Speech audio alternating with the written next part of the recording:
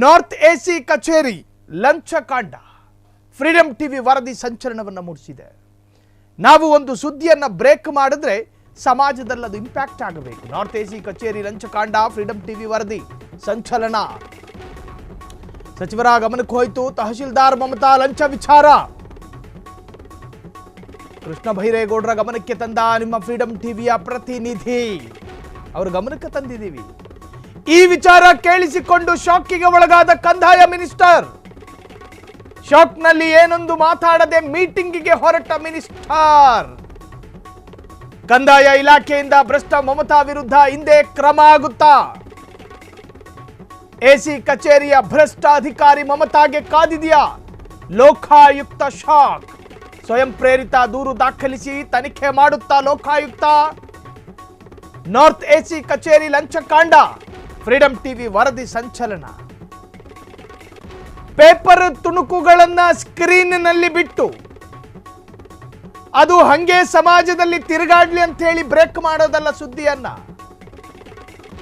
ಸಮಾಜದಲ್ಲಿ ತಿರುಗಾಡಿದ ಮಾತ್ರಕ್ಕೆ ಆಕ್ಷನ್ ಆಗೋದಿಲ್ವಲ್ಲ. ಸಂಬಂಧಪಟ್ಟ ಇಲಾಖೆಯ ಗಮನಕ್ಕೆ ತರಬೇಕಲ್ಲ.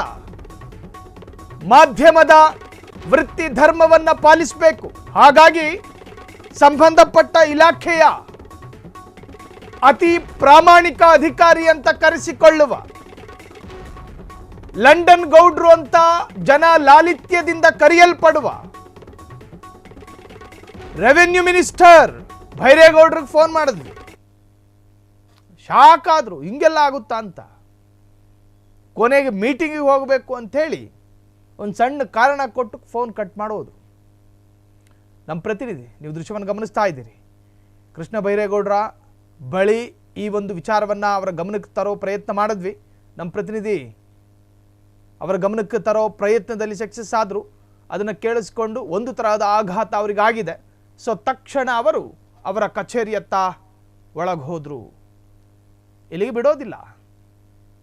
ಇದ್ರ ಮುಂದುವರಿದ ಭಾಗ ಏನಾಗಬೇಕು ಅನ್ನೋದನ್ನು ನಾವೇ ಸೂಚನೆ ಕೊಡ್ತೀವಿ. ಏನಾಗಬೇಕು, ಕಾನೂನು ರೀತಿಯ ಕ್ರಮ ಜರುಗಿಸಬೇಕು. ಕೇಳಿಸ್ಕೊಂಡೆ ಹೌದು ಪುಟ್ಟ ಇಲ್ಲ ಪುಟ್ಟ ಅಂತ ಅಂದರೆ ಆಗಲ್ಲ. ನಾವು ಕೊಟ್ಟ ಸೂಚನೆಯನ್ನು ಕ್ರಮಬದ್ಧವಾಗಿ ಯಾರಿಗೆ ಬಿಸಿ ಮುಟ್ಟಿಸ್ಬೇಕೋ ಆ ಬಿಸಿಯನ್ನು ನೀವು ಮುಟ್ಟಿಸ್ಬೇಕು. ಸೊ ಮುಂದೇನಾಗುತ್ತೆ ಅದು ಕೂಡ ಫ್ರೀಡಂ ಟಿವಿಯಲ್ಲಿ ಬಂದೇ ಬರುತ್ತೆ. ಸಂಬಂಧಪಟ್ಟಂಥ ಇಲಾಖಾ ಸಚಿವರ ಗಮನಕ್ಕೆ ತರೋ ಪ್ರಯತ್ನವನ್ನು ನಾವು ಮಾಡಿದ್ದೀವಿ. ನೋಡೋಣ ಏನಾದೀತು ಅಂತ. ಮೀಟಿಂಗ್ ಇದೆ ಅಂತ ಹೇಳಿ ಹೊರಟೋದು. ಕ್ಷಣ ಕ್ಷಣದ ಸುದ್ದಿಗಳಿಗಾಗಿ ಫ್ರೀಡಂ ಟಿವಿ ಸಬ್ಸ್ಕ್ರೈಬ್ ಮಾಡಿ, ಲೈಕ್ ಮಾಡಿ ಹಾಗೂ ಫಾಲೋ ಮಾಡಿ. ಹೊಸ ಸುದ್ದಿಗಳ ನೋಟಿಫಿಕೇಶನ್ಗಾಗಿ ಬೆಲ್ ಐಕಾನ್ ಮೇಲೆ ಕ್ಲಿಕ್ ಮಾಡಿ.